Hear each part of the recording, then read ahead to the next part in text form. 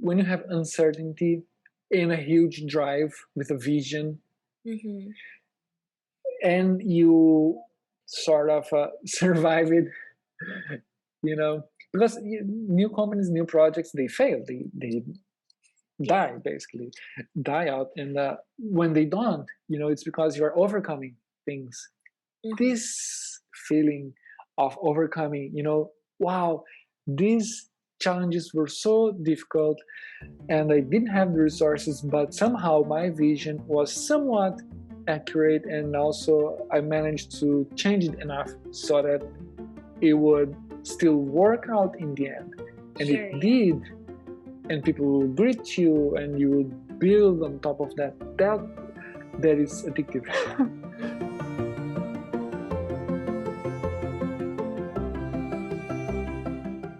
Hey everyone, and welcome to Immigrants of Canada, a show that shares immigrant stories of hope, struggle, victory, and everything in between. I'm your host, Suzette Smith, and today I'm chatting with my new friend, Diego Remus. Hi Diego, welcome to Immigrants of Canada. Hi, Suzette. Thanks so much for inviting me over. Thanks for being here. I'm super excited to chat with you because your native country is one of my favorite countries in the world, Brazil. I love Brazil. And so I'm really happy that we get to chat about that today. I'm so happy that you love it so much. I also love Brazil as much as I love Canada now. Yeah. So I kind of wanted to start with, what is Brazilian culture like? What was it like to grow Wow. up in Brazil too? So that's two Uh-huh. questions for you right off the bat. All right. Well, I grew up in the south of Brazil, in the southernmost state, and at a small town. So that's two important pieces of information, because there is a very clear European influence in south of Brazil, sorry, and also in my region, most settlers were from Germany. So growing up in a place like this is pretty much a lot of culture. You have a lot of festivities, around holidays and different celebrations. And when you mix that with other regions of Brazil, where, for example, you have Carnival, which is a staple of Brazilian culture, I would say, because it lasts not one day, as the holiday indicates, but at least for an entire week, give or take, sometimes even more, because you would have many groups, we call them schools, who would rehearse for months and months and months a special song that they will present down the avenue with their parade, and they will also take months and months and months producing the costumes and the decorations that go in the cars.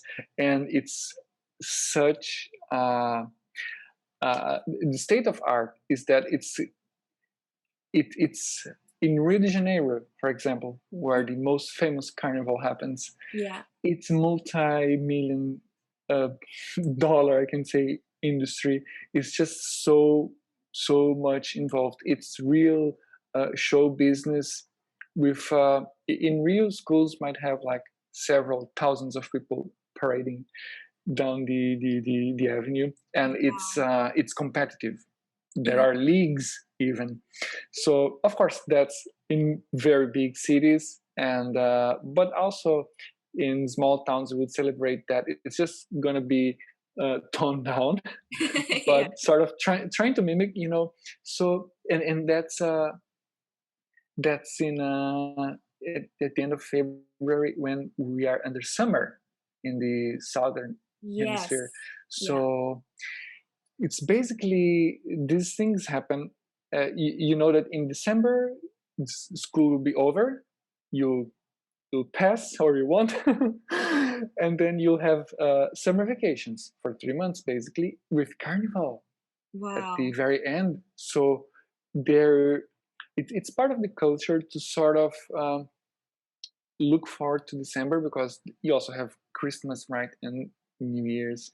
So Yeah. that's all of that. You passed school, you just started vacations, and then it's Christmas and you get gifts and you get to meet all your cousins and friends. And New Year's, you usually travel on vacation, and we have, you know, the Atlantic Ocean there with a huge coastal line.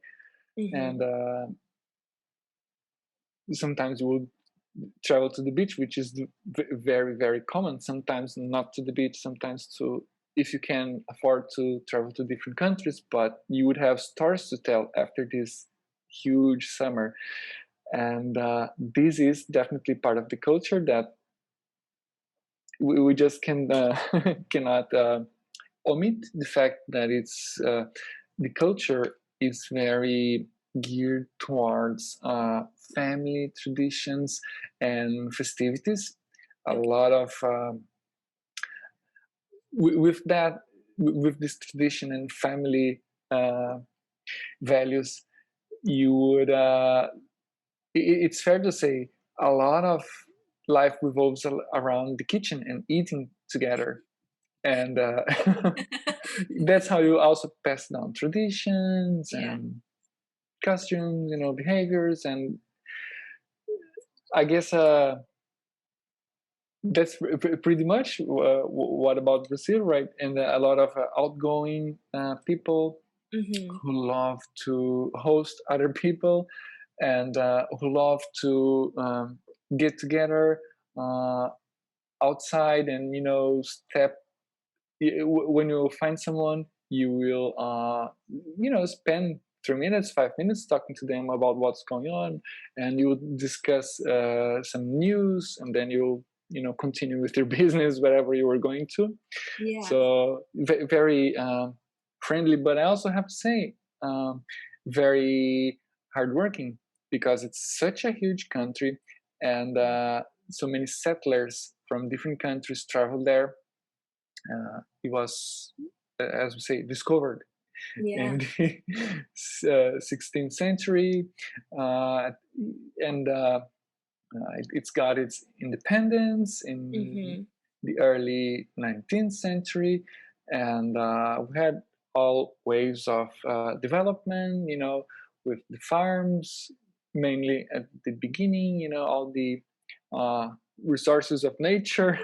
Yeah. And then you have the factories, and now it's just internet innovation and technology business everywhere, and making businesses change, so you can go to deep country, visit touristic ecological farms with all infrastructure design and tools that you will find in uh, different countries or huge centers. So things are changing definitely, and Mhm. quickly. We're all now uh, part of a, I think, a global, or at least Western culture, right? With all I think this is also part of growing up in Brazil.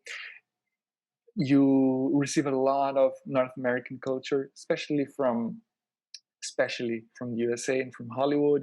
The movies and music. So Mhm. there's also that's Yeah. huge in maybe not only Brazil, maybe Latin America as a whole.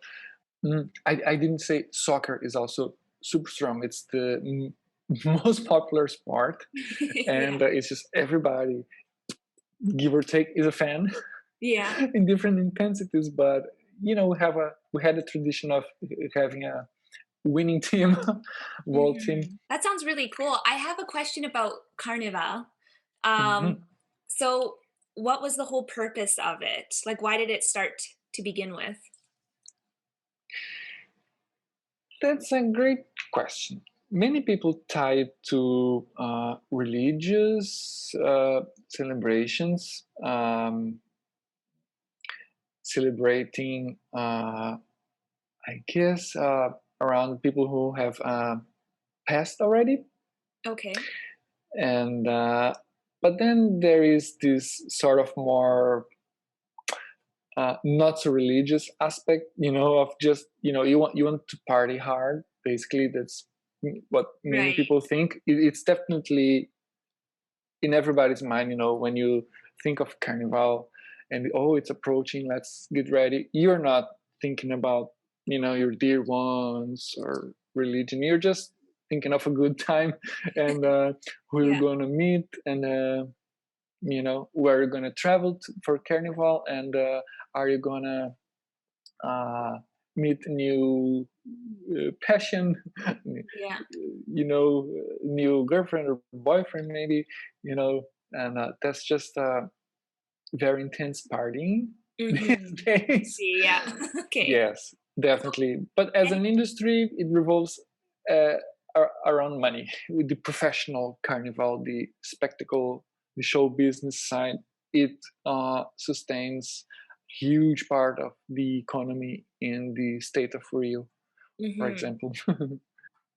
So, what was it like to grow up in Brazil? Like, I know that you kinda talked about what Brazilian culture is like, but for you, how did it feel growing up in Brazil? What was life like? Well, I am the eldest son. I have a sister who is 6.5 years younger. Mm, And I remember when I was very young, our street was still not paved. We were just outside of downtown. okay. And I remember when they started paving the street, I was very young, but I was already like running on the streets because that's what was possible back then. You would have different kids from the neighborhood and you can just run out of your home saying, hey, I Yeah. don't know their nicknames anymore, but Everyone was free, hey right? buddy, hey Yeah. buddy, and then the buddies would, run out everybody all together. So it Yeah. had that sort of There's easy freedom. low. Yeah. Yes, you would run with your bikes and the balls and the dogs. And Aw. when they started paving the street, you would have maybe mounds of sand, Yeah. and we would take that and sometimes we would misbehave and pretend we were playing like war against another team, so we would take those. It's a hard sand, that would compact into balls like you would have a snow fight, you would have a Snowball sand fight. fight. Yep. Yeah, we would have with a sort of sand ball, or everybody had trees growing fruit, so sometimes it would be fruit war. Oh or, my or god. fruit and sand. It depends. So, You could get creative. which fruit grew on the trees? Was it oranges, lemons?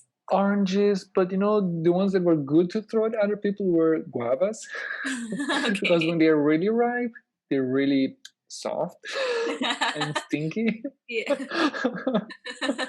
Yeah. So life was pretty much like that. I remember I was a fan of course, running out, having my. I was always. I always were hurt somewhere, and we would Mm. come back crying like mom, and my Aw. bike would always be broke too, and that's what it was growing up. But then we started having the video games. Yeah. It was the 80s, so sometimes we would have to behave for a couple of days so Mhm. that parents would allow you to invite your friends over to play video game. Like maybe not everybody would have a video game, Yeah. and sometimes we would take the video game to the outside world because it has the joysticks, and we would watch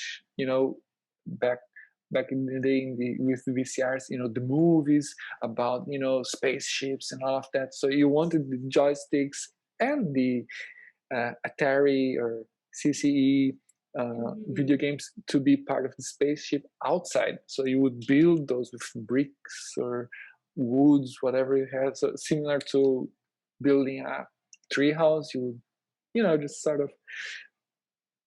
So it was pretty much a very outside um, childhood, and but I was enrolled very early because I guess my parents noticed I really liked magazines, so I was always reading about nature and science. Sometimes Aw. sending in letters to the magazines because they had a contest for the name of this mascot or something. And yeah, back then there was no email, so yeah, we really had to send letters. And Yeah. they put me in language school, go learn English, and computer school as well. We had these page computers, and the screens were basically black with green Yeah. letters, and Yeah. it was just MS-DOS. So it was, after a year at that school that they released Windows, and the Mhm. director got a copy of Windows to run in his computer because it was a powerful computer and it Yeah. could run that. And it was so amazing seeing all of that. From early on, I guess I had the influence from my parents working at companies that had international trade, and then they would have clients from other countries, and they would, not on a daily basis, of course, but have this influence from language, English basically, and Mhm. technology, business procedures. Actually, if you're part of an international trade, you have even international standards like ISO to adopt at your company where you work for. So I think um, I remember my father had a lot of overtime and working at nights because the office was switching to a different computing system, and they would have to automate a lot of things. In the minds of a child, it's just things. I guess it was procedures. Mhm. And storage of information and everything like that. So from mainframes that looked like fridges, I saw one of those ones and wow, that's a computer. Wow, it looked like NASA stuff, spaceship stuff, and then they would change to desktop, and then everybody had a printer too, Yeah. and I would sometimes go at night, be with daddy, at work because or bring him like dinner because Yeah. he would have to really stay late that night, and I'd have to sleep early because I would go to school in the morning. So I would see that environment, and I would feel like, oh my god, work is so interesting. It's full of technology too. I would love that. And I guess I started working really young too at Mhm. the language school where I was studying. Okay. They, I was studying in the morning at school, and in the afternoon I would be there, helping just basically with the phone and with the reception, people walking in, and I would help the teachers, prepare their books and tapes for the classes, and I would sell books, and we had tapes too that we sold there, and so pretty much like a sort of clerk, receptionist. And I then took over the multimedia laboratory. We had these computers with CD ROMs with Okay. learning games, and then I would sort of become this instructor as well. I had my groups of people that I would help study English basically while I was myself just a teenager. And yeah, so during my teenage years, I already had my own cash basically to just, also buy those cool sneakers from NBA players. I had my share of those. Yeah. And, my friends all had those. I also wanted them. So, okay, my parents wouldn't give them. Well, now I had my You cash. could go I work bought and my yeah, buy them with your uh, own money. you Yeah. buy with your own money. So we were getting CDs. So I started buying my music CDs. Yeah. I bought my electric guitar because I wanted to be in a rock band, and we had a little rock Wow. band. So You on played the electric weekend, guitar? Yeah. Cool. That's really cool, Diego. We had a couple of bands for a while, and for a while we were really entertained by that, and other people were too. We had some songs recorded in What? real studios and playing in commercial radio, and we played live on TV once, but just Are you regional, not serious? national. Yeah. Can we look this up? Can we find any of your old songs, or is it, or you uh, can't find them I now? looked for them now. There used to be a very famous, the main website in Brazil for artists, and to just post or host their Yeah. songs. It belonged to a recording label, but in partnership with a huge website property. Okay. And we had an account there. We would post the songs and blog, but they are not published anymore. It's Oh, gone under. There is, I guess. I have some friends who might have some files, maybe. It's interesting. It brings back memory. Those were the university years. I had already graduated, and so part of my growing up was also participating in the Boy Scouts, with the okay. outgoing part, learning to prepare a The fire. fire and cook Yeah. your food, and Tie sometimes knots. build your small tents in villages of tents, and just learning about nature, and I think uh, Wow. discipline and group roles. I guess That that is was so very cool. nice. Yeah, that was cool. And I later switched to a more urban version, maybe later, Okay, um, yeah. with those like Lions Club, Rotary clubs, the service clubs. They had these youth divisions, and we would also do some a combination of charity work with leadership workshops, and just try and have some fun as well on the weekends. So growing up for me was, up until a certain point, just being like a rascal with the kids, but then having some sort of work responsibility, and interacting with these different groups, and sort of trying to learn about the world, I guess. And we were never uh, very rich or powerful, influential in town. So especially if it's a small town, you get to learn about the world, about society and roles and everything. And I think that's uh, made me want to pursue some studies. And I I went to the university when I was still 17 when I joined, so I was really young. I didn't need to go to the army. They were not taking everybody every year, so it was sort of a you know peaceful. And also it's not for everybody, so if you really didn't want, you could be dismissed. And I didn't take that route. I kept with working. It felt important, or empowering, at least, I don't know. Yeah. And yeah.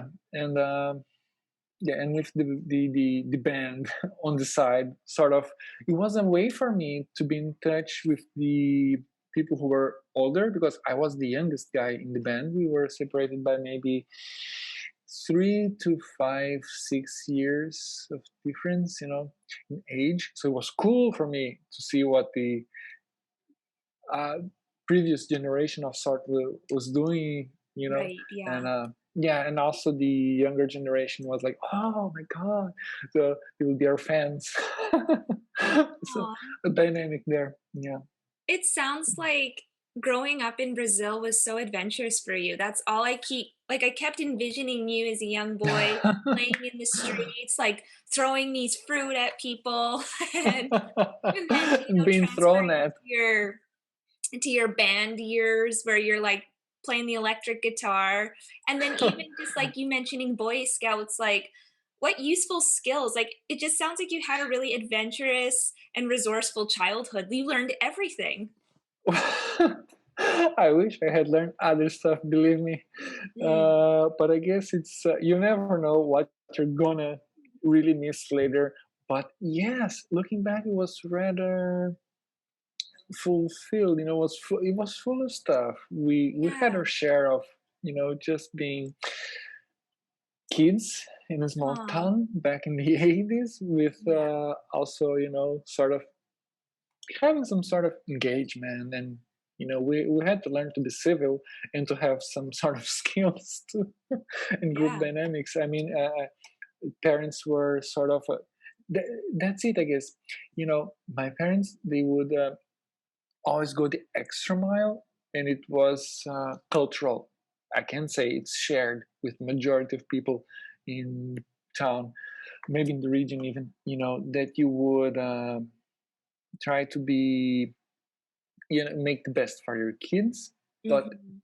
not in giving them stuff, but in putting them in situations. So it costed money, to buy stuff and be a boy scout and go camping. Especially if you're growing up, like you need new stuff like every year because nothing fits you anymore. So it's like there's that. And then I was doing some judo martial arts for a while, and then that Whoa. costs money. And then no, I'm now into basketball. So sometimes as a teenager, I'm not with that group anymore. You're not getting along with those guys anymore. So sometimes you just change your mind too much. For sure. And so, you said a lot of things back how you were just you were always having your nose in a magazine, for instance. You loved Yeah. reading, and Hmm. I kind of thought how you were mentioning when we first spoke that you have a background in journalism and marketing. So is it because of that that influenced your decision in your career, or how did that happen? Yes, Yeah. in yeah, the majority of that was yes. Other part of me was very questioning, I guess, and I think I was challenging the status quo as well because I was, I was always reading, and I was a good student, and I had good grades, and I guess I was always talking to grown-ups and being exposed to work soon. I guess um, I was very questioning, so I Yeah. had this idea of uh, finding the truth maybe, and Mhm. telling people things that could be different, and just speak up. Basically, I was actually shyer and more introvert. It was not very easy for me uh, when I grew up. I was also I was not sure, but now I'm sure I'm Mhm. gay, and Yeah. it's different if you're in a small town and sort of a very traditional upbringing. So you have that sort of a need for more, for reaching out, I guess. And I, I thought for a while, oh, physics. Mhm. That's because that's science. That's going to lead me to the truth, But then I was not very well convinced of where I would work. Yeah. I didn't want to be a school teacher, for example, and Mhm. we didn't have many places that were, employ. I, to the best of my knowledge at the time, people with physics background. So maybe philosophy. Then I'm like, yeah, but then again, where will I work? I would love to have magazine columns, but that's not the only thing about it, right? Right. My manager said, you know what, study law, Hmm. because that's a way Okay. to navigate the truth of the world and society, life, and you will learn to talk to people. And I think I went with journalism as well because I felt it was a combination of uh, learning humanities Yeah. with having the technology component. And Mhm. I knew we had this TV studio, radio studio, internet things, computers, all of that. So I'm like, okay, I could really learn all of that. And I like music, so maybe it was close enough to two things that I really liked, studying and learning about the world, and also the technology side. So The yeah. thing about journalism, from what you were just saying, I was just kind of thinking about it. it kind of creates two aspect. It has that logical aspect because you said that you're a seeker of truth. So Mm, it creates that logical aspect, but it's also a creative outlet because yeah. there's so many different ways to report what's going on, or it's through writing or speaking or whatever that might be. So it's kind of like you marry the two, creativity and logic, together, and you kind of get the Yeah. dream career. Yes, I would hope so. Yeah. And I remember uh, reading, uh, I'm not sure, was it a magazine or a book at university? I was impressed because it said, I guess we were studying about the evolution of work, Okay. humanities. So you learn sociology, philosophy, psychology, uh, history of science, and all of that. I loved all of those. And this book said, and one day, soon enough, you're gonna see capitalists joining forces with people who have ideas and are creative. Mm, And I'm saying, oh, so okay, this is where these guys feel like the economy is heading towards. right. And yeah, cool. I thought, yeah, I didn't see much of that around me at the time happening in Mhm. the, so how can I say, not real life, but in the brick and mortar world. When you go Yeah. around, you see, well, some people have some money and they have more businesses than others, and sometimes they would maybe support other people, Yeah. who are their relatives or friends. And but you don't see a lot of like you don't discuss business that much, what it takes, or especially international business, or what goes on in Sao Paulo, for example, which is really a powerhouse of business in America.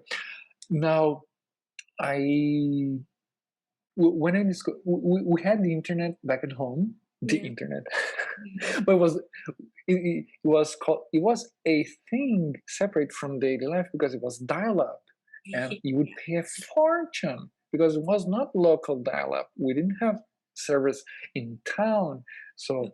it was, we would have to pay, to call to São Paulo or maybe to Porto Alegre, so we had to wait until midnight because we would then just pay one pulse. I see, okay, yeah. Yeah, that was the name back then. Back when landlines, you had shares in the phone company to have a landline, Mm, and after that it became just subscription and pay as you go, I guess. But so at the university, I would have all internet I wanted for free. So I, while I was still good at you know uh, at studying and learning and doing my tasks that I had to do, I also had I, I, I had an extension project granted to me, so I had these credits. So I was basically working for yeah. our communications department at the university and getting some credits, free, Mhm. basically. And but I was researching. I was like, oh my god! So such and such university from such and such country. There were some people, for example, in the UK who were discussing memetic engineering. It's like just like you have genes, you would have memes, which are the replicators for memory and culture that are not transmitted just vertically, like genes, like from parent to child, but Right. laterally, to peers and to friends, just like communication is. It was Yeah. before we would have internet memes as we have them today, with the Yeah. smiley faces and the Yeah. funny memes. So it was before social media. It was the year 2000.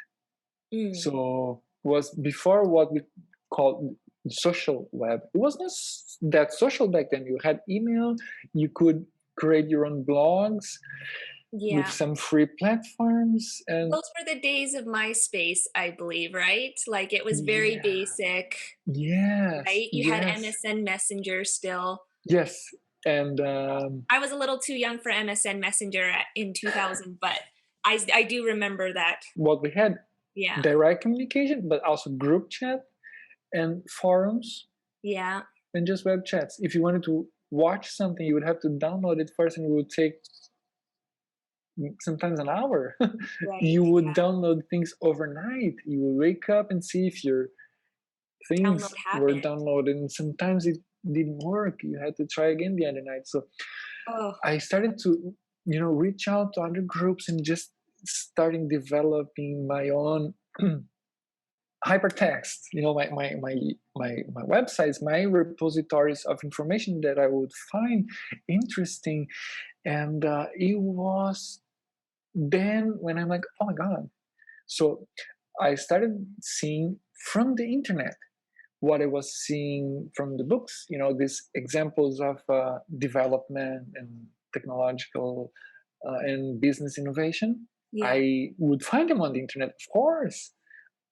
Of course, if you don't see it around you, you just look for them online and you'll find them. So I started feeling like, okay, journalism was helping me uh, navigate the world, say, in society. I started working as a press assistant to an NGO, nonprofit basically, and then I got invited for an internship at this newspaper. I became a full reporter there, Mm, but I always had these ideas of like, how can we integrate at least the most popular features of the internet into what we are doing. I was sort of rooting for that at the newspaper, and they gave me some room to try out some projects, and I was definitely on that beat.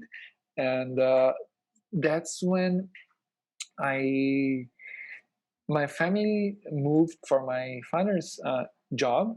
okay. They were opening a new factory in a different province, just one province up towards north, but Okay. still South Brazil. Okay. And I took different jobs at magazines as a chief editor, and we were specialized in writing just about business. So I was basically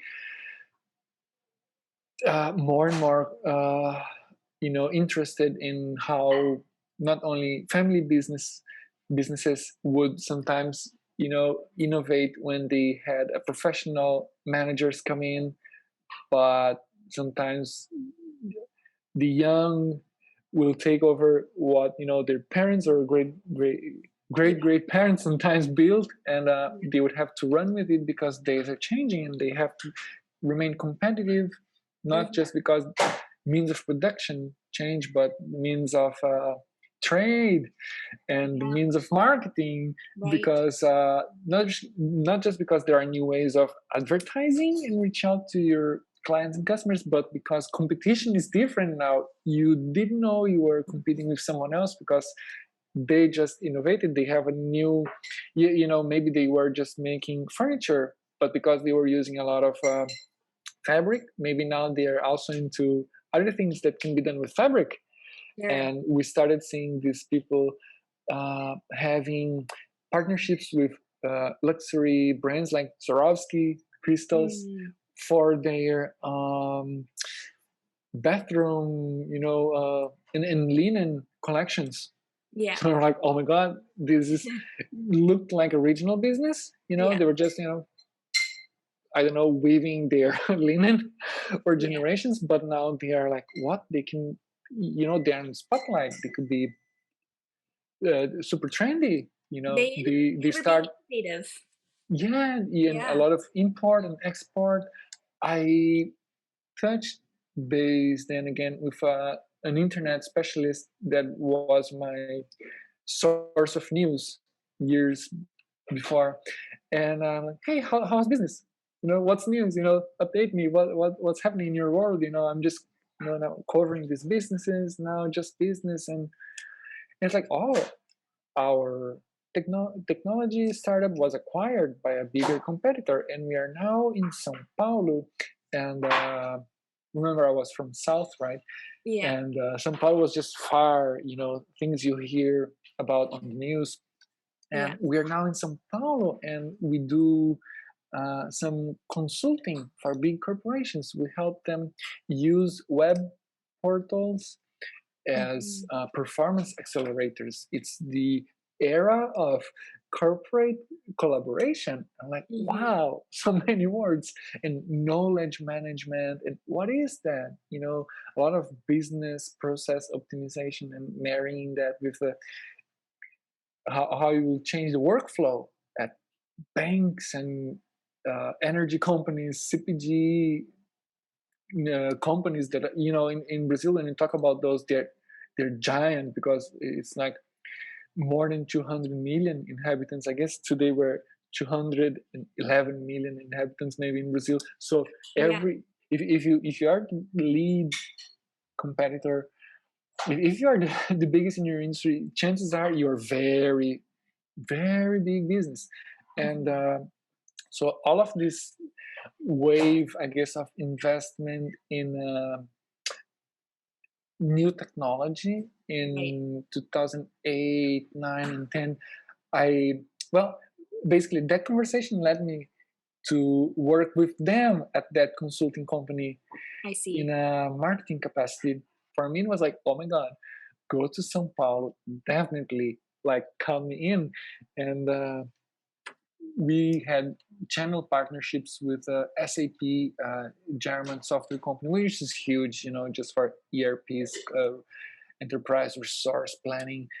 They were special partners with them. They would install that type of technology in some companies, and also with Microsoft. And in just a couple of months, in the first month when I went to São Paulo work for them, I got to attend a conference where the speaker was the main author I used for my graduation, for my like final paper at Okay. university.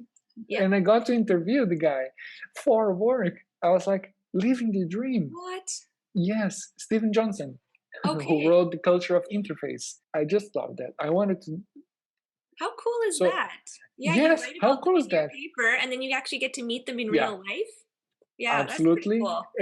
And use that for work. You can Oh, yeah. capitalize on that, Yeah. which was amazing.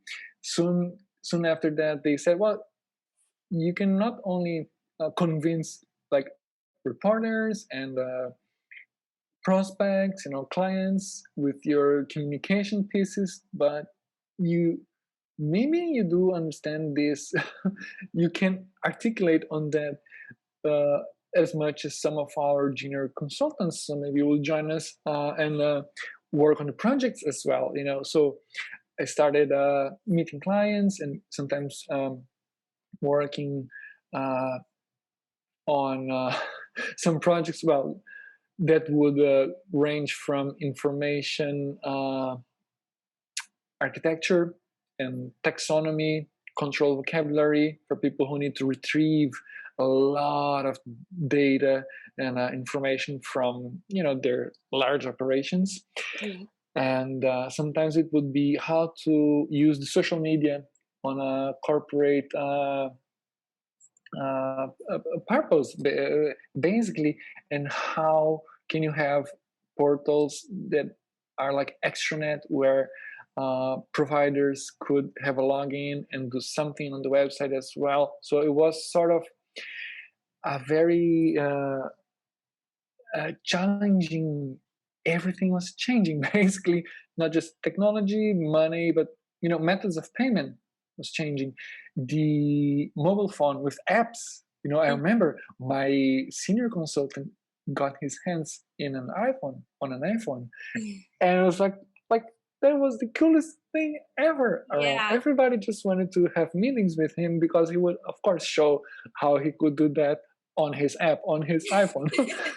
Some people had Yeah. Blackberries. They Oh, were cool also, but yeah, the Blackberry. evolution of the cell phone, like, I still remember when I got my first. I told you this story. I remember when I got my first cell phone, my parents gave it to me. I think I was 12, but it's because I went to school downtown, And so I was taking the city public bus, kind of for the first time in my life. My parents weren't always driving me to and from school.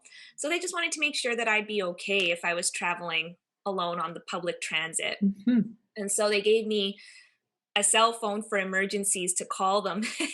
And it was this Nokia that was like this big, kind of like blocky, and it had an antenna that like you could Uh-huh. pick straight up. You could have one game on it and that game was Snake. So you'd play Snake on the phone where this like line kind of chases this Ah, ball. And it came with like 3 or 4 preset ringtones. Like I thought I was so cool, and I put it in a special case in my side backpack. And so, but then I remember when the BlackBerry came out, I'm thinking like, ooh, that's pretty cool. Or when camera phones first came out, like the flip phone camera phone. Um, it was like I remember finally a couple years later upgrading to a camera phone that was the flip phone. But then it was funny because like I don't know, months later, you saw other people with Motorola Razor phones. You remember those? our first mobile phone was a Motorola. We call it Bricorola because it was just large and the battery wouldn't last much, and you didn't have graphic display. I mean, It it just showed the numbers we're typing. The first one we had. yeah. So yeah, flip, and then It looks so different sleek though. ringtones. Yeah, At the time, it looked so sleek, so cool, yeah. and it made my flip phone with the camera look so bulky and just like outdated in comparison. And then we went to the BlackBerry, and then I remember when the first iPhone came out. I think what year was that? 2006, 2007? The first iPhone was January 2007 when it Oh, was okay, unveiled. great. Yeah, Yeah. the I remember when internet that knows. first came out, it was like, what is this? This is so cool. Combine music and, communication, Yeah, phone, everything, camera. Did it? Yeah, and it had a camera too. And yeah, yeah, it had everything. everything. Yeah. Yeah, that was. Yeah, I saw myself in all of a sudden, not doing journalism, but promoting companies and helping them, um, with their projects now, which was even a step deeper, closer to sort of how things are done instead of just telling how they were done. Yeah. And, just seeing different people from different countries constantly, like every day in Sao Paulo doing their business. I don't know, or different types of business. Until one day, I met this guy at a trade show. Okay. Uh, it was basically the year after that conference where I saw Stephen Johnson. So Okay. yeah, I was there this time working for this consulting company. We were supporting a national program, a study, and a support program for the cyber cafe industry. Okay. That was a huge industry in Brazil So what's because a so cyber much was done. cafe? Can you explain what that is? Yeah, some people would call them LAN houses. It's just basically a place where you go and rent a computer with internet for, I don't know, an hour, 2 hours, 30 Okay. minutes, 15 minutes. And that's if you are on the go and you needed something real quick. Remember, not everybody had laptop computers and mobile internet Okay. to make those laptop computers work. Even if you had one, you needed the internet, or Yeah. sometimes you needed to print something. So you would go to these places, but for uh, communities that were not very developed, let's call it like that, those cyber cafes or LAN houses were sort of I would call them an embassy of access to everything, because some government services were available on the internet. If you wanted to study or just research a topic, you could go there. If you needed to sometimes find work, or just people would have in different regions, and from business to business they would have different strategies, but some would specialize in gaming, so they have computers that were good for gaming. and Right. they would have prices that were, for hours. And you sometimes had to buy credits for games, so Yeah. you could purchase that as well. So they would be selling those. Other places would specialize on more of a learning environment, some more a work environment. So all of these different strategies while still trying to uh, compete with the new wave of mobile phones with internet, Mm-hmm. Yeah. because they would maybe go out of business. So our consulting company was trying to help them, on behalf of a national agency with ties to the government. It was basically the National Entrepreneurs Organization, and I was there because, of course, I was doing this Yeah. uh, job, but I also wanted to see the other lecturers. We had the guy who invented www speaking that year. What? Yeah, That's super I cool. want to pick his name. I don't want to be wrong on camera for posterity. Tim Berners-Lee. Yeah, I wanted to say Whoa. that. Yeah, and we also had the guy who not invented, but who is like a major voice of free software. We Okay. just call him Mad Dog, John Mad Dog.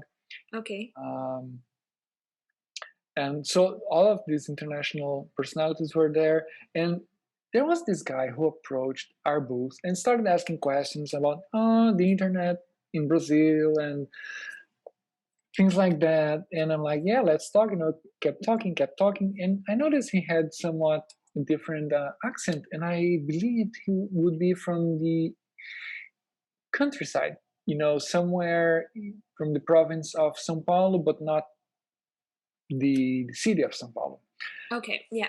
Maybe, maybe a farmer who wanted to understand what about this internet. I don't know. It was 2009 actually. And later I learned he was actually an angel investor from the USA. He used to have, Wow. yeah, he had his startups, in Manhattan, and many people were talking about emerging countries, Brazil, Russia, India, China, where there was an acronym back then, the BRIC countries, Mm. and nobody knew much about what startups were coming out of Brazil. Yeah. And he said he went to two places after that answer. First, the internet. In the second place, he went to the airport. And he said, I'm going to Brazil and find it out. And he had just started investing in a couple of businesses there. Um, and he said one of these companies was doing social apps for brands. You know, Okay. you could have your own game or app inside Facebook or with Twitter or Orkut, which was a social network from Google. It was really popular in Brazil, India, and some other countries maybe. Yeah. Um, and also, this startup was working out of a co-working space. I'm like, oh, fascinating! Wow, this is so next level. This is the new world. I wanted to see when I was young, and when I joined university to study for something that would, help me navigate. That's what I'm talking about. So it was coming true, but I had switched from journalism to marketing and doing some information consulting or something on that business field. And I got an interest. I kept talking to that angel investor over Skype, you know Cool. um, later on, down the days, and he set me up to talk to the entrepreneur he had invested from that social apps company at the co-working space, which was close to where I was working and Okay. living. So it's like, oh my god, Wow. this is in my neighborhood. I didn't know it Yeah. was here. All these new things. So yeah, there I go. Hi, nice to meet you. Nice to meet you. So we just talk about work and what we are seeing. I was seeing things both from a more sort of corporate side of technology and banks and these big companies, what they were doing, and also I think starting with that cyber cafes, land houses project with the National Entrepreneurs Agency. I guess I started, some colleagues too, looking closer to this type of business and entrepreneurship that was sort of more on a street level, Yeah. not fancy corporate, Yeah. you Yeah. know, and what was happening there as well in terms of innovation. And well, I was discussing this and how at that co-working space they were specialized in social innovation, you know, so not just change in technology, but a Sure. change in how people do things, you know. So it could be, you know, they had some businesses that were more like on the ecological side of things, and others more Right. about learning, Mhm. others more about empowering groups, maybe women, maybe uh, underdeveloped communities, the groups that were in need, you know, all sort Sure. of, you know, cares, you know, of typically a non-profit, but, you know, trying to grasp with business layer. And what I know is after that first coffee, when I visited that place for the first time, and I just met that entrepreneur, he asked if I wanted to work with them there, and I said yes. I would interface with different types of clients and be sort of an evangelist of sorts, you know, and help them come up with ideas for apps. So that was the interesting part for me. You know, yeah, I was doing that for corporations, and sometimes they would have, you know, restrictions, of course, and restrictions are key Yeah. for innovation, because when you have a restriction, that's when you would have to be resourceful and creative around it. It Okay. is tension, because It's problem restriction is solving. resistance, so it's a Yeah. tension. It's Yeah. it's like Makes physics. sense. And so, well, I went with them, and after a while, I learned that they had this website that the same uh, angel from New York was investing on, and they were interested in just having, you know how the business world says business intelligence, you know, BI. They want to have data about the competition, basically what's going on in the market, you know, so you would measure, you would have numbers for everything, categorized, you know, and for decision making. But Mhm. how can you have that for startups if they're still trying to come up with a business model? So how do you measure things that are undefined? How do you Right. categorize them Mm. if they're hard even to, they're under the radar, unfortunately, you know, but when they're beginning. Yeah. So investors wanted that, you know, we want to know, we want to take decisions on where to invest our money, like anything in the financial market, for example, you know, or in the business world, but you couldn't have that. So they came up with this concept of startup intelligence. So if you can have the numbers exactly, because maybe they're not telling you how much they're making, or maybe they're just not making it. Still, there is something going on there, because they are doing partnerships with this and that, and you know, the technology is out there, it's being utilized, you know, it's out there in the market, so it is competition. How Yeah. do So they were doing stories about them Okay. initially, you know, just it was blogging and journalism, interviewing, reviewing apps, basically. And they said, do you want to take over this business, because you come from journalism, you became a marketer, you became a consultant in technology, uh, and you've been helping us create, you know, define stories for social apps, you know, it's basically product position.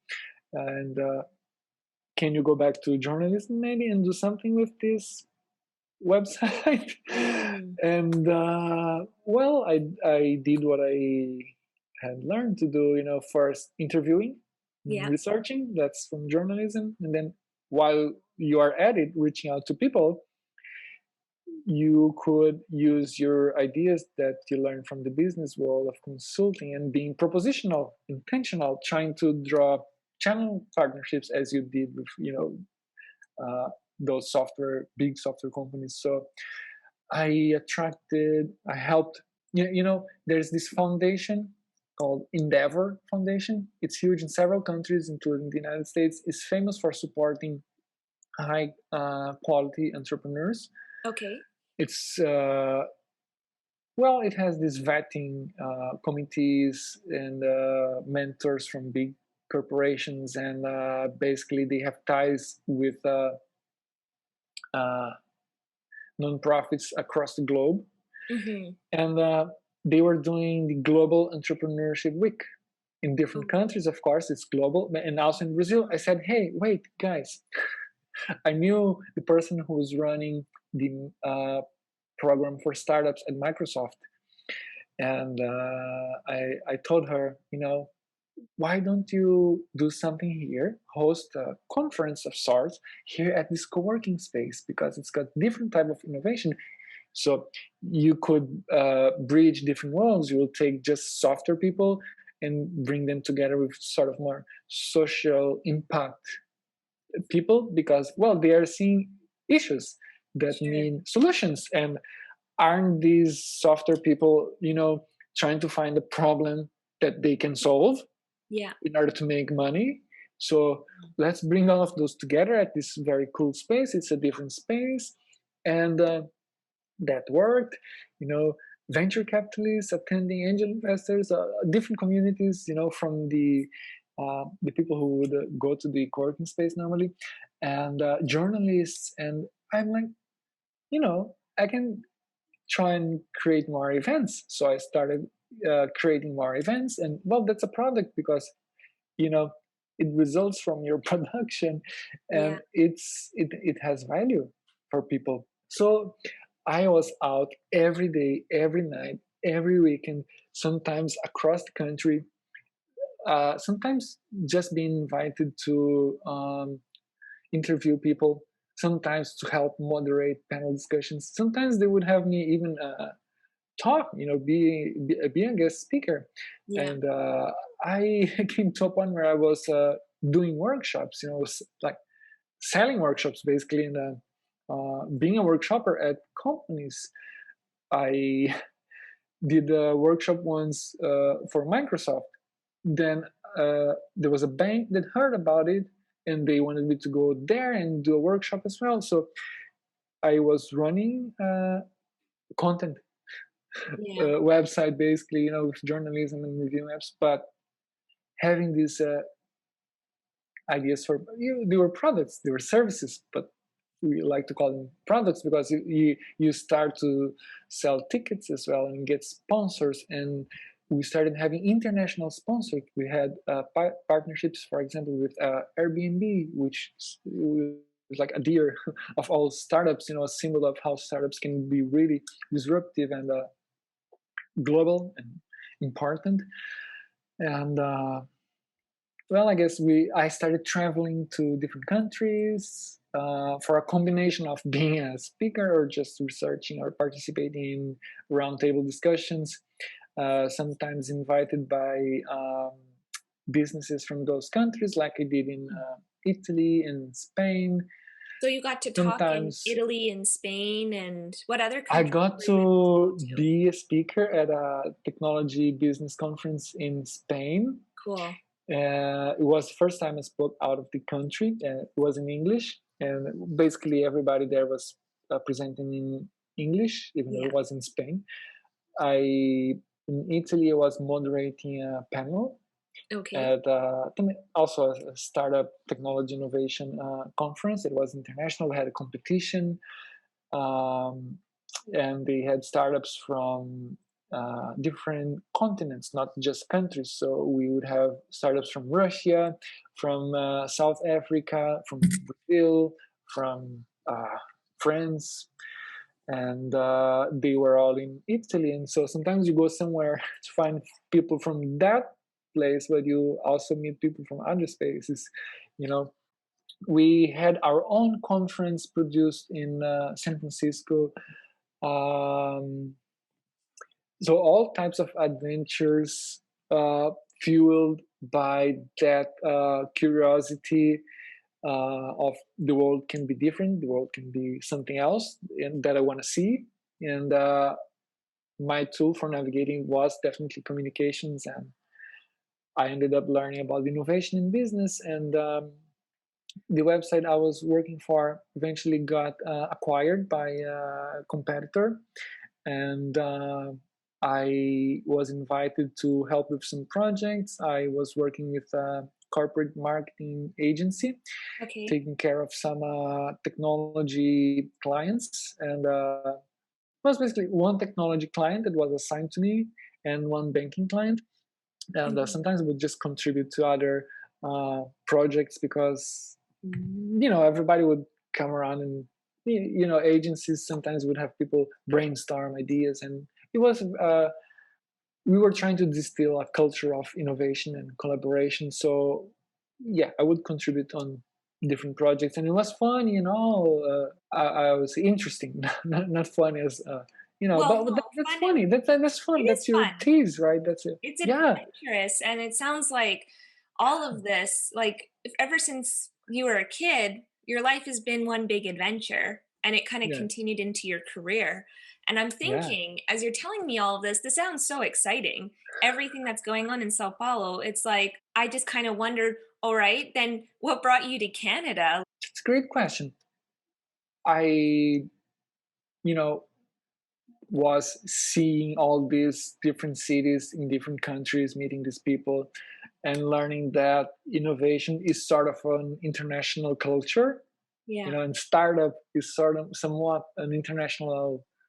Some people call it a tribe, So it is a culture, Mhm. being innovative and entrepreneurial with technology, and Mhm. and I always wanted to maybe live somewhere else. I didn't know my spouse was also cooking up some ideas, and and suggested, Yeah. now that you're not that crazy busy, you're not responsible as an entrepreneur, as a manager of a business. You you're just still busy. Yeah. That's you, but it's different. So I was always wondering, what's next for me? What's next for me? I I got addicted to that sort of pressure that you get when you're innovating and being What's next? super.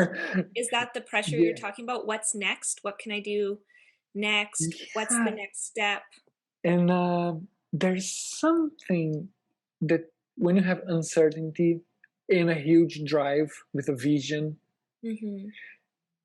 and you sort of survive it, because new companies, new projects, they fail. They Yeah. basically die out, and when they don't, it's because you're overcoming things. Mhm. This feeling of overcoming, wow, these challenges were so difficult, and I didn't have the resources, but somehow my vision was somewhat accurate, and also I managed to change it enough so that it would still work out in the end. And it Sure, yeah. did, and people will greet you, and you will build on top of that. That is addictive. Mhm. And then there was this idea that my spouse wanted to take this postgrad program here in Toronto, and Okay. he had already two other postgrad diplomas in Brazil. I was just finishing my MBA. I had like just one, two courses left, I guess, and but why Toronto? Because it was Toronto specifically. We wanted a place where we would culturally relate to.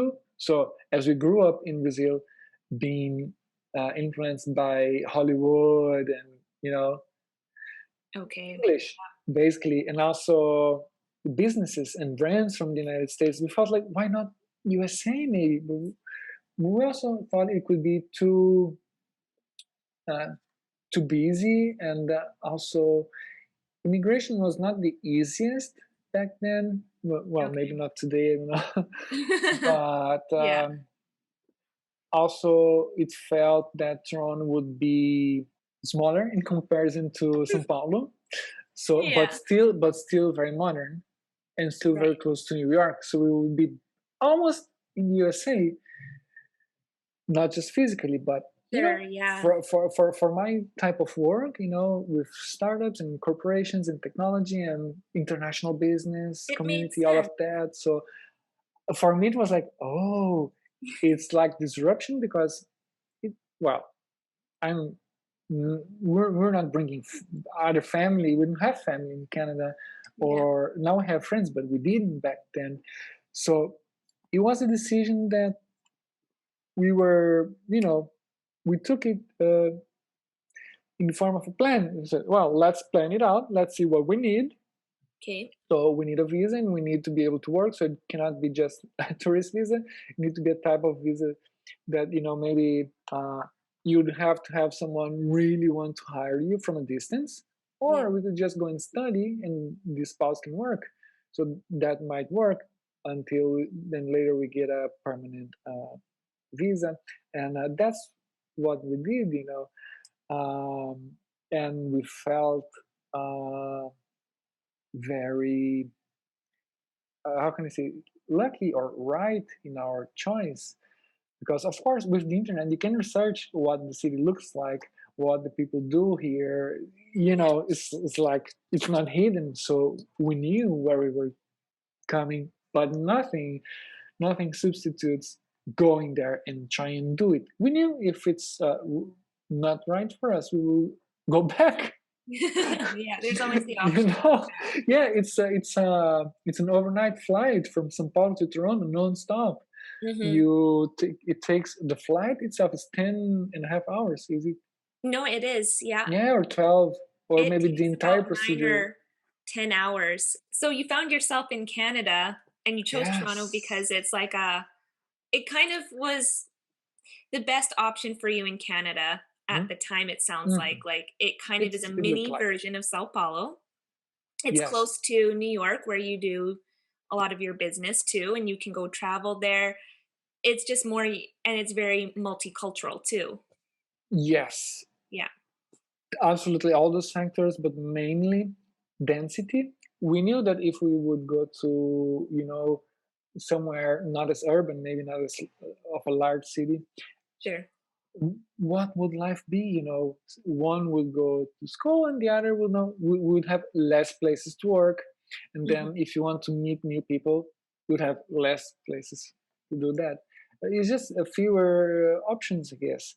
Yeah. And we were used again to be on a roll on a bit and being out pretty much, I don't know, restaurants, or it was not even partying, but just meeting people, places. Uh, from restaurant to coffee shop to maybe a dessert place. So you don't know. You're just sometimes going around in conversation, and then you decide to play games. I know. So Yeah. that's what we would do over a weekend in São Paulo, for example. So and the snow, we didn't know. So it's like, what if we go somewhere and then it just snows, and then things are not open, and what if they're open, but then again, it's such a hassle to just be out every night under that snow, and what if it's far and we need a car? We Yeah. wanted to be a subway station far from stuff, so subway, Yeah. so That's transport yeah. and more of everything and being multicultural. So when it's a huge city, you get this feeling that uh, things are less personal, I guess, than a small town. So you can become unknown in a crowd, Yeah. and that's sort of I know it's weird. If you have never experienced that, I guess to some people it sounds weird, but it's good. It's something you look after sometimes. Hmm. Part of you want to be like known. You want to have friends, and Yeah. maybe known in business, in your career. But the other side of you, you just there are days you uh, it's I think in comparison, what this means is people don't care if what you're wearing, what you are doing, what you're eating. You want to do your karaoke, you want to wear this or that. Mhm. And the more comparing to Brazil, so I don't have the Canadian experience of a small town, it could be different. So I apologize if I'm not comparing to Canada. I'm Oh, comparing to my sure. previous Yeah. learnings from coming from a small town. Who Sure. Yeah. you were with, what you were doing. So it's like it's a break from that. All of this mindset and the infrastructure of sorts. So we felt like more technology companies, more businesses, more places to study, more places to live. We knew there were many Brazilians here and also Portuguese people or people from some countries in Africa where they also speak Portuguese. We learned that some places in China were settled by the Portuguese as well. And so some Chinese people you have words in Portuguese too. Are you Yes. serious? I didn't know that. Yeah. Wow, It's something I learned that's neat. after moving here. Yeah, that's super interesting. And so for all of that, Toronto. Yeah. Absolutely. And so, just to wrap up, what is one thing that you appreciate about Canada? Um, and what's one piece of advice that you would leave to newcomers? Oh, what I appreciate a lot of things about Canada. I think the how can I say the very um civilized aspect of daily life, where things are very open and respectful, and I guess orderly. That's not a given. That's something you keep. You don't lose it. That's what I'm uh, saying, and that's very good to be in a place where so many people from so many different cultures find peace enough to walk their way. Mm, It is very special in itself, you know, feeling safe to walk at night as a woman, you know, as just a different person. Sometimes you have a different personality, different mental health things, and a society that pays a lot of respect and observes all of that, that's built, that's a construction, that's intentional, and that you that's palpable. yeah. You notice as our first contact when we landed at the airport and we saw the immigration people, some of them wearing head turbans, and many of them sounding and looking from different accents or costumes and clothing. You just you're like, what? This is an like an this is humanity. This is not just one culture, one country, right? You that's what you think. It's just like the embassy of the earth. This is like that's what it feels like, and I think it's easy to not see that because you can take it for granted. I'm not Mhm. saying you don't see it anywhere else. You do see that, but you see it very especially here in Canada, and that is good.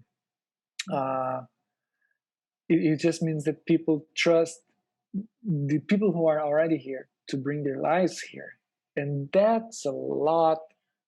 That's a lot morally, culturally, and from a business perspective as well. As an economy, you need to have infrastructure for everybody, and